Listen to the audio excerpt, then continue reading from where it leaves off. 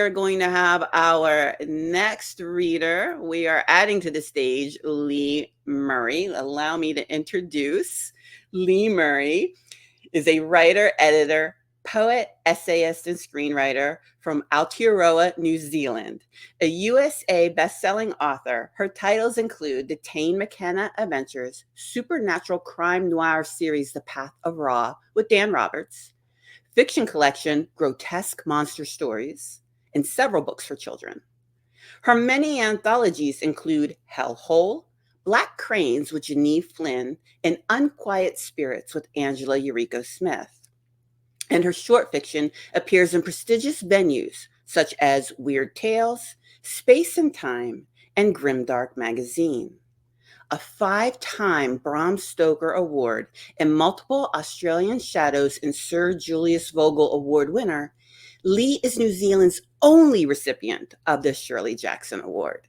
She is an NZSA Honorary Literary Fellow and a Grimshaw Sargison Fellow, and 2023 NZSA Laura Solomon Cuba Press Prize winner for her prose poetry manuscript, Fox Spirit on a Distant Cloud. And I'm going to put information in the chat box. You can read more about Lee, and then I will leave. So Lee, go ahead and take it away. Oh, thank you for that introduction, Elaine. I'm going to read from Glow, which I think is probably the experimental work that you were referring to earlier. And this is kind of a found footage, epistolary, speculative story. So I'll start with the producer's comments. We meet her in the lobby of a Motel 6. We leave the light on for you, but conduct the interview in Seltza's room. There are only 2 chairs, so she sits on the bed, her boots on the orange protector. By now, her trademark blonde tresses have been cropped short, and even inside she wears oversized glasses, the sort you buy at charging stations. She doesn't allow us to open the windows. She glances at the pendant lamp fixed over the bed. In the oversized glasses, we see the reflection of a moth flitting around the bulb inside the globe. Lisa Seltzer, former CNN journalist. Cal and I were there. We saw it all. The French conference organisers stationed us in the rear, in an area roped off for the press, velvet tasseled rope no less, along with a couple of blog news folks who verified everything in our report, by the way. You'll want to talk to them as primary sources. I have some contact addresses, although like me, they've been hounded by the original glow lights, and for all I know, they may have moved on after all this time. Anyway, ours was the only network to televise the summit outtakes. The meeting was wrapping up, and it was clear to everyone that there would be no concrete outcomes, nothing that would slow the creeping pollution that had reached the point of no return. Watchdog committee.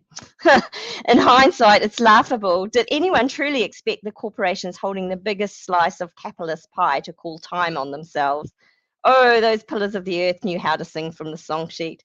They made noises like they cared, as if they wanted to see change, when in reality, they were the ones who had the most to gain from the US government decision to lift all environmental regulations. Don't take my word for it.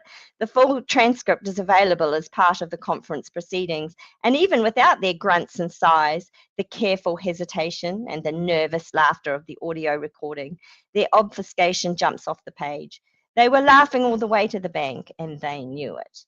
Anyway, the committee chair, a French grocery tycoon by the name of Pascale-The, declared the meeting closed and asked the delegates to congregate in front of the room for a publicity photograph. Just the delegates, mind, not the secretaries or the translators. So they were all up there, a flock of self-satisfied roosters, buttoning their suits and straightening their cuffs.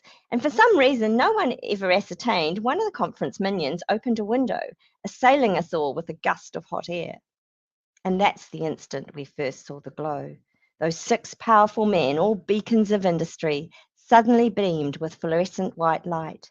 Their skin was luminescent, translucent, shining like proverbial Christmas trees they were, but with solid white light. I blinked at the intensity.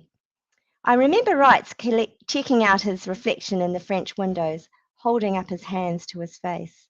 His expression was incredulous, but there was this indelible flicker of fear.